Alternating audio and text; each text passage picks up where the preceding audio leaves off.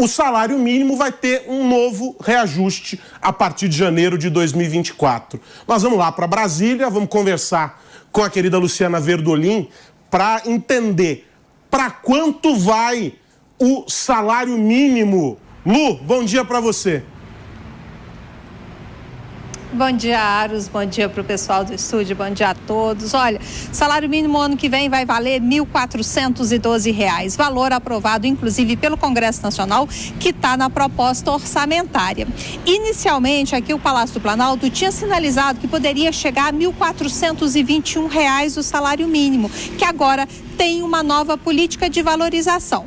Quando se levou em consideração a inflação deste ano e o PIB dos 2 últimos anos, o valor final ficou em R$ 1.412. Por que não deixa 1.421? Porque, como era a ideia inicial da administração federal, porque a cada real de aumento no salário mínimo, isso custa 389 milhões de reais para o governo federal. Então, é um valor muito alto. O presidente Lula já assinou o decreto que vai ser publicado até o próximo dia 31. A partir de 1º de janeiro, o salário mínimo já está valendo reajustado em R$ 92. Agora, o trabalhador só recebe mesmo em fevereiro, porque no início de janeiro ele recebe o salário referente a dezembro. Então, aumento a partir de fevereiro do ano que vem. Vale lembrar que durante os governos anteriores, do PT, essa política de valorização do salário mínimo sempre garantiu um reajuste além da inflação. Esse ano chegou a quase 7%, levando-se em consideração essa política de valorização que foi muito discutida pelo Congresso Nacional, e a avaliação que se faz é de que cerca de 54 milhões de pessoas, 1 em cada 4 brasileiros, deve ser beneficiado com esse reajuste a partir de janeiro. R$ 92 de aumento. Lu, obrigado pelas informações. Você volta daqui a pouquinho aí, direto de Brasília, para trazer mais notícias para nós. São R$ 92 de aumento, meus amigos. Antes, deixa eu apresentar a Júlia Luz, que já está conosco aqui no telão. Já está posicionada entre o PP e o Diego, já pode participar da nossa conversa também. Seja bem-vinda. São R$ 92. Aí eu me lembro que ontem nós estávamos discutindo sobre o desespero da Fazenda, na figura do ministro Haddad, para chegar num consenso sobre os benefícios e etc., e entender quanto sobra para o governo na arrecadação para o ano que vem, fazendo contas. Aí, antes de sair para o seu merecido recesso, o presidente Lula deixou já o aumento do salário mínimo previsto. A minha pergunta é, Diego, o que você acha disso?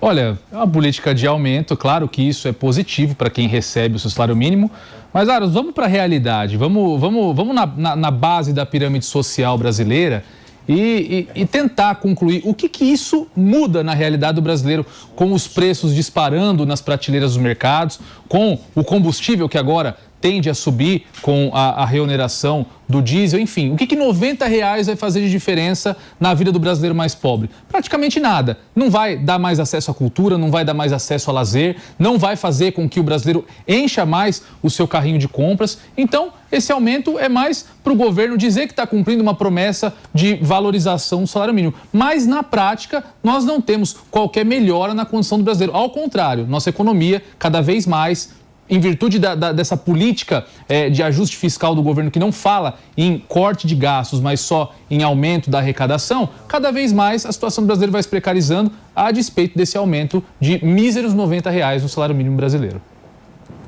E para você, Elaine? Vou deixar o PP por último. Vamos deixar o PP por último. Porque ele fica se contorcendo. Falei ontem... Ele está aqui resmungando, né? O Piperno e o PP são duas mentes que eu gostaria de estar dentro delas enquanto eles ouvem os comentários dos demais.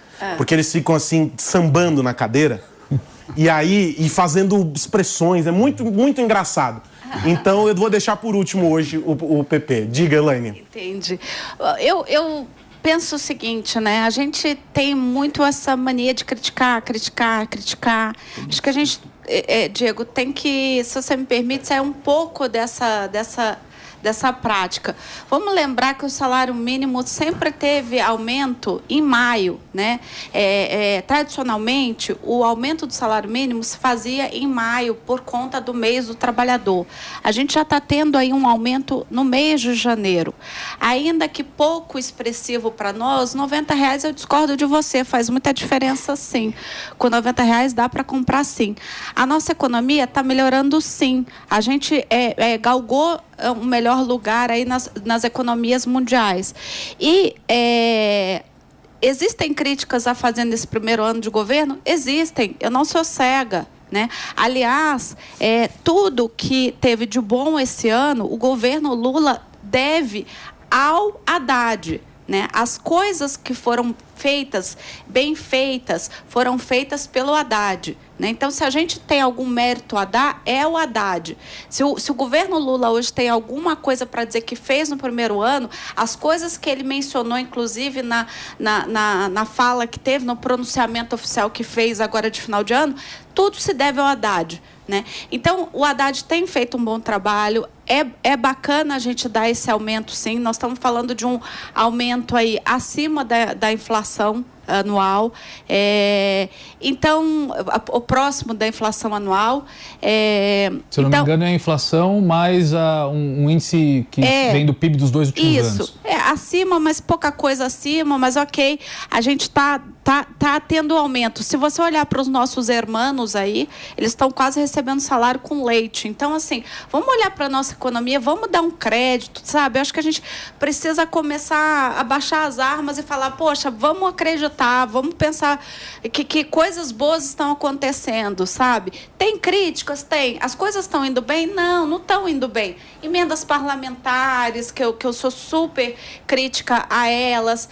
A gente tem aí uma série de promessas que foram feitas e não foram cumpridas. Essa questão aí do fiscal, né, do déficit fiscal é um problema para o governo enfrentar, mas esse ano o Haddad trouxe para o governo Lula muita política bacana, muito diferencial, muita coisa que fez muita diferença no campo social, e o salário mínimo é um deles. Agora, Júlia, é importante a gente perceber também que há um esforço do governo, nessa linha da Elaine, para estimular a economia. São R$90? São R$90, mas é um estímulo também para esse avanço, para esse desenvolvimento. Mas era este o momento para fazer esse anúncio? Não dá para esperar em maio, quando os outros aspectos que têm sido cobrados já tivessem melhor resolvidos? Porque ontem marcou-se uma reunião para agendar uma nova reunião, para tentar, nesta nova reunião, definir o que sairá aí das isenções. Bom dia a todos. O governo tem muitos desafios para equacionar no próximo ano, né? Mas eu só queria pontuar que se tem alguém que esse governo precisa agradecer, se chama Campos Neto, o presidente do Banco Central, que conseguiu manter uma política responsável de taxa de juros, foi acusado de ser inimigo do Brasil, foi acusado de ser um infiltrado do ex-presidente Bolsonaro, foi acusado de usar a política do Banco Central monetária e fiscal, né, para poder fazer política contra o atual governo. Mas hoje o país comemora uma inflação controlada, uma das mais baixas, né, da América Latina, e isso se deve exatamente à autonomia do Banco Central e uma gestão competente do atual ministro, né, do presidente do Banco Central, Campos Neto. Sinceramente, não vejo o que acreditar de positivo ao ministro Fernando Haddad. Ele vem fazendo, sim, um esforço de conter a sanha gastadora do PT, que é um partido, né, um governo caracterizado por não ter responsabilidade fiscal, como se a gente pudesse ignorar os efeitos do endividamento público, como se a gente não entendesse, não tivesse toda uma história já no Brasil de erros que mostra que um governo gastador penaliza principalmente a população mais pobre, né? Então, o governo anuncia um aumento do salário mínimo, a gente sabe para quem recebe, concordo, faz toda a diferença, R$90, mas não é apenas o governo que vai pagar a conta. Nós temos muitas pequenas empresas, médias empresas que sofrem para pagar o salário dos seus funcionários e todos os demais digamos assim, tributos que incidem em cima do salário. O salário mínimo é a base para o cálculo de uma série de outros impostos. Então, essa conta chega não apenas para o governo, não apenas para nós contribuintes, para também muitos empresários que ainda estão lutando para se recuperar da pandemia. Lembrando que a economia brasileira foi uma das que mais conseguiu se recuperar rapidamente após o período da pandemia, mas ainda não voltou aos patamares que tinha no ano pré-pandêmico.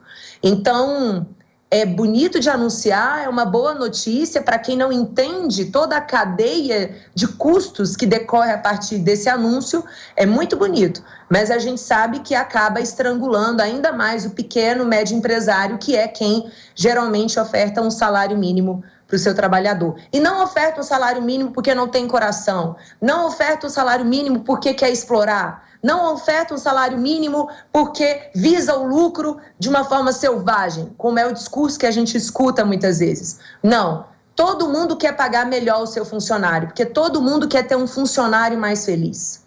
Paga-se um salário mínimo porque não dá conta de pagar toda a tributação que o governo coloca em cima do resto da remuneração dessa pessoa. Eu até sentei aqui ao lado dele, porque eu fiquei com medo que ele fosse cair do banco. Você gostou muito quando ela fez o elogio ao Campos Neto. Você ficou feliz com isso, Pepe? Fala pra gente qual é a sua leitura.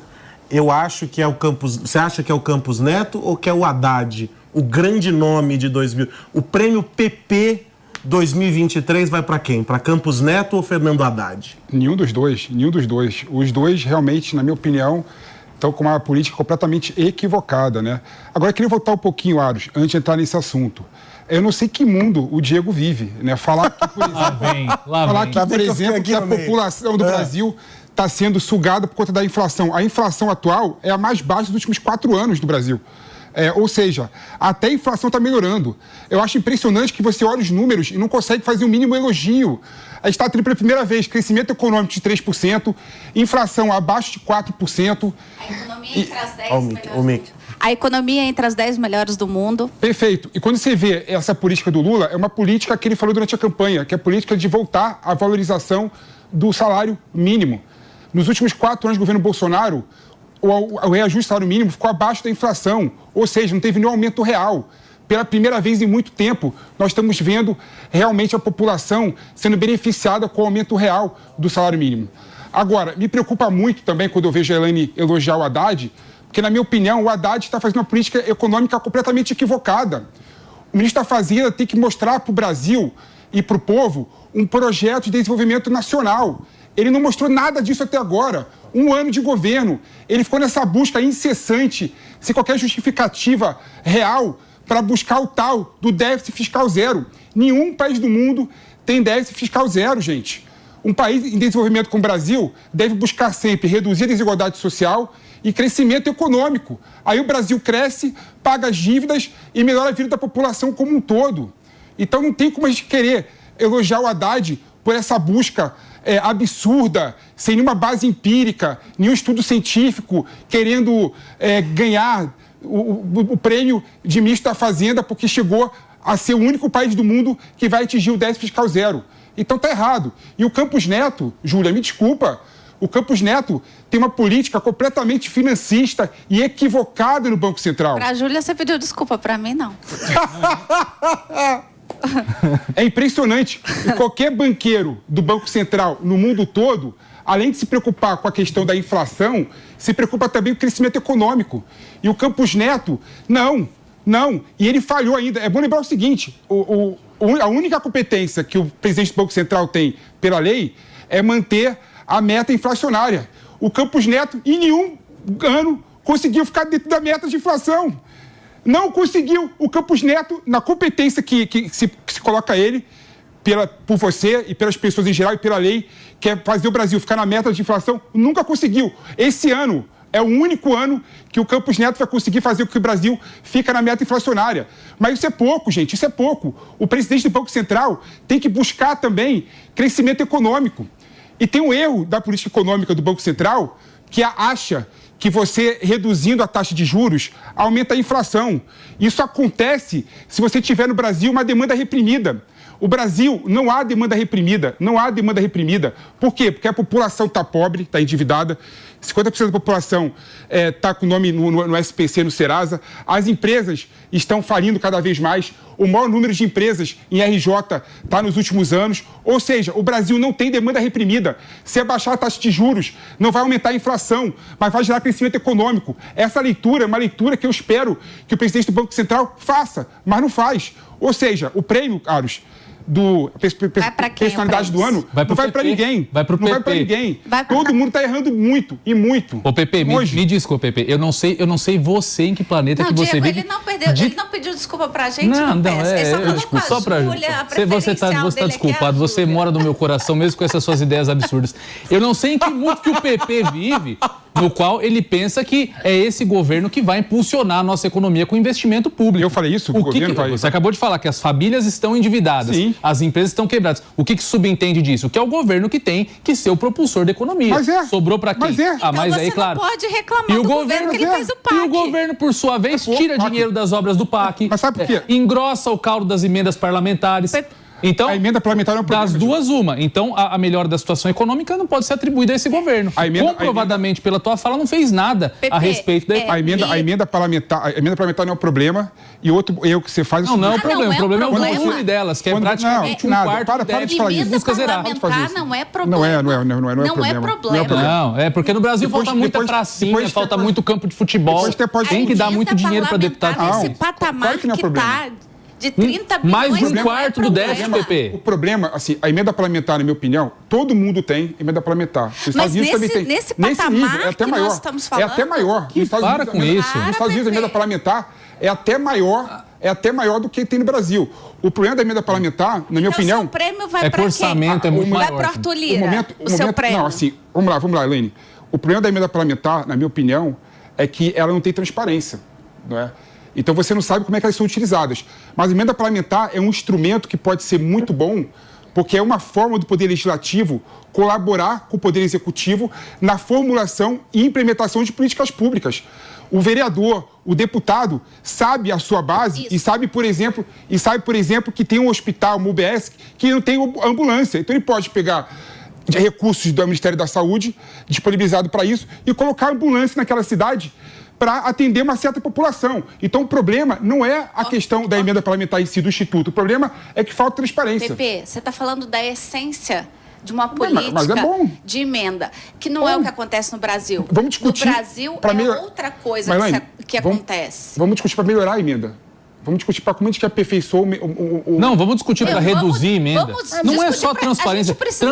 Transparência em regra tem. Você quer cortar tudo, cara. Não, eu não quero cortar tudo. Eu sou a favor da emenda impositiva. A emenda impositiva, você falou muito bem, é uma forma de se democratizar o orçamento público.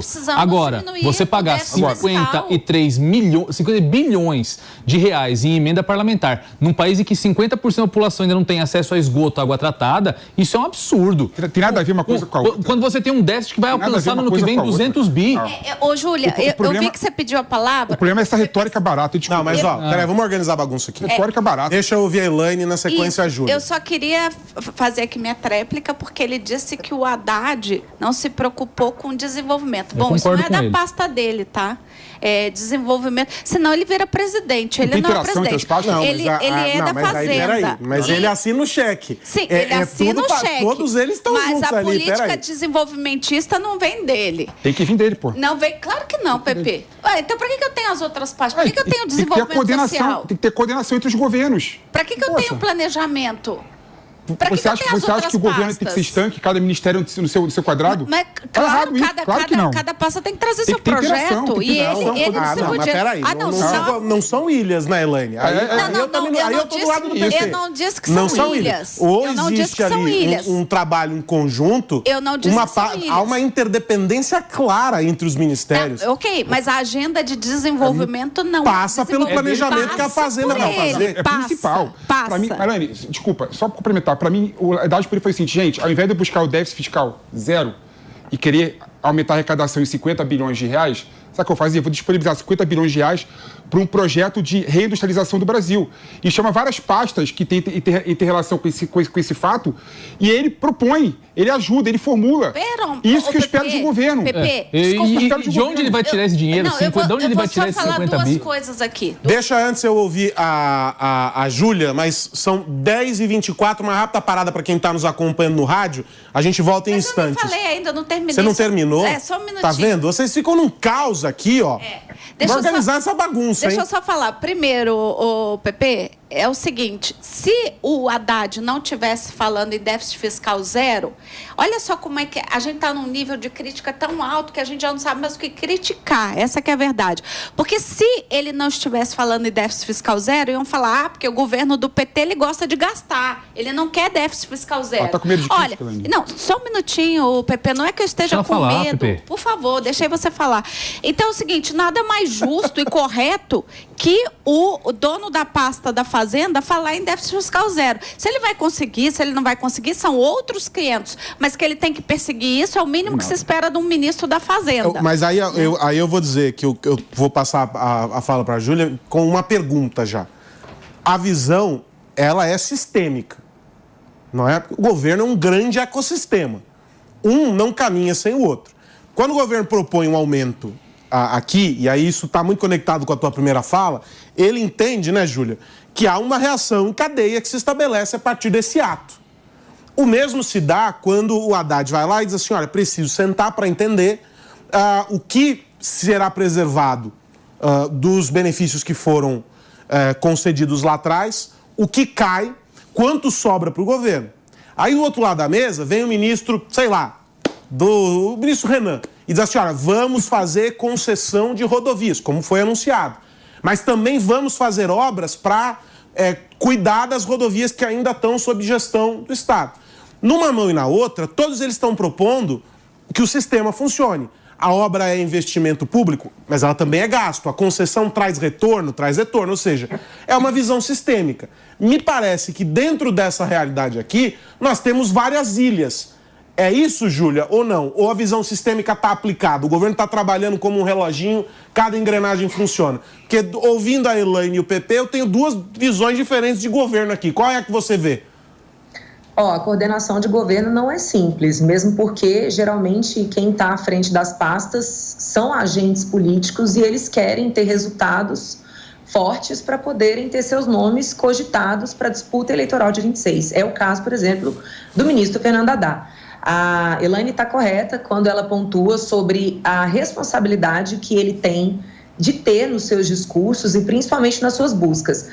Quando ele fala de brigar por um déficit zero, ele está sinalizando para o mercado que não é para ter medo do governo Lula. E se essa sinalização for bem feita, e eu entendo que foi bem feita esse ano na medida em que a Bolsa, de uma certa forma, permaneceu estável, assim quando o presidente Lula foi eleito, tomou posse, a Bolsa caiu muito, ela foi para baixo de 100 mil pontos, não sei se vocês se lembram disso, mas hoje ela já conseguiu se recuperar e muito por causa disso. Porque, embora o governo faça o anúncio de uma série de gastos, gastos mesmo, não estou falando de investimento, de gastos, ao mesmo tempo a gente tem um ministro da Fazenda que está ali tentando se contrapor a isso. E por que é importante que ele faça isso, gente? Porque a dívida pública, ao contrário do que o PP está falando, ela entra no cálculo do orçamento público. Então, o governo faz uma arrecadação, conjunto de despesas. A dívida pública, o serviço da dívida pública, ele precisa pagar por lei. Se alguém aqui cogitar dar o calote nos empréstimos que o governo faz, e ele toma empréstimo em diversas instâncias, inclusive com a própria população, quando ele lança título do Tesouro Nacional, e é aí que entra a taxa de juros para exatamente estimular as pessoas que, ao invés de gastarem, poupem, porque está valendo a pena poupar. É assim que ele consegue fazer regulação do estoque de moedas, né, da quantidade de moeda que está na economia. Então, ele realmente precisa ter esse cuidado para não deixar a dívida pública estourar. Porque se ele estoura, ele vai ter que pagar. E se ele gasta muito do orçamento arrecadado para pagar a dívida, ele deixa de colocar em outras áreas. Então, por mais que você tenha gastos mínimos definidos para saúde e educação, o governo, por exemplo, poderia investir mais nessas duas áreas, caso ele tivesse uma folga orçamentária. Mas se ele está gastando muito, inclusive se endividando, ele não vai ter folga. Então isso, gente, no longo prazo, penaliza os mais pobres, porque o governo perde capacidade de investimento nessas áreas em que os mais pobres mais precisam do governo. É exatamente na creche, é exatamente no serviço de atenção primária, no aumento ali da rede de atendimento do governo, que eu particularmente defendo privatização, né? O governo, ele pode perfeitamente ofertar serviços públicos, gratuitos, mas em parceria com a iniciativa privada, que, no geral, consegue ser mais eficiente que o governo. Né? Deixa eu receber quem está nos acompanhando pelo rádio, que voltou agora do break. Ainda estamos discutindo aqui essa questão do desenho da economia, da condição econômica, a partir da notícia do aumento do salário mínimo, R$ 92 de aumento, indo a partir de janeiro para R$ 1.412. Diga, Pepe.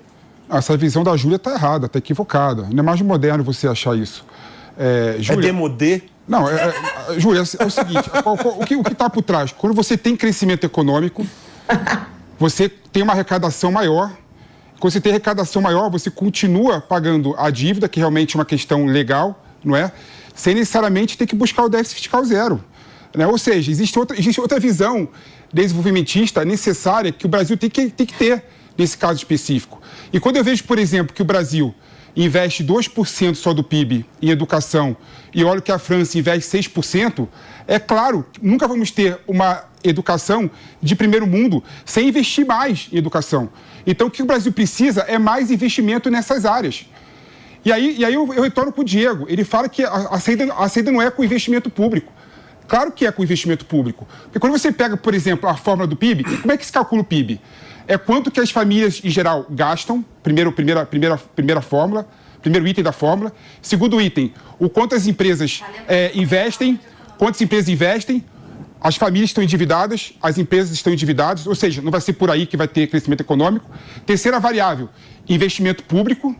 E quarta variável, balança comercial. A balança comercial é um dado, porque ela está muito respaldada no agronegócio, né? Então não tem como aumentar muito mais. Então, nessa fórmula, a única maneira de você ter crescimento econômico é ter investimento público.